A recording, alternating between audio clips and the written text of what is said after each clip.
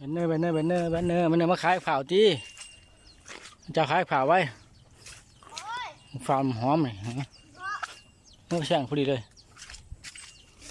อะไรไปโลกอะไรไปเถาโลกไปโลกเลยไหมไปแม่สิโลกไปกันฟาร์มหอมเด้อฟาร์มหอมเด้อฟาร์มหอมเด้อ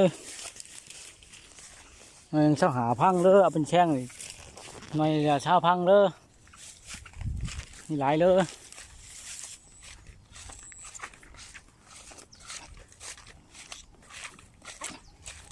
หอมหอมตึงๆเด้อไปกินแสบเด้อ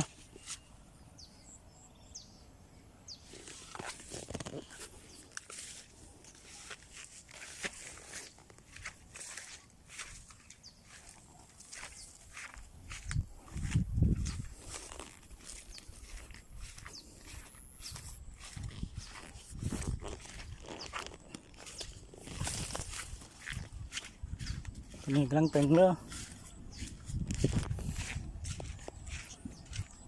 นี่กำลังเป่งเลย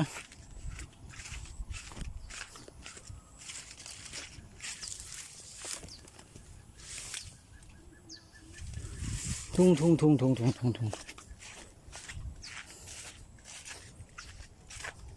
ยินพลัมผลกับนี้เลยยินพลัมผงนี่ก็เลยกำลังเป่งเลยปีนี้เลยปีหน้าจึงจะจำหน่ายเลยโอ้ยมาลกปีไหนปีนี้ขังทดลองลงสั่ง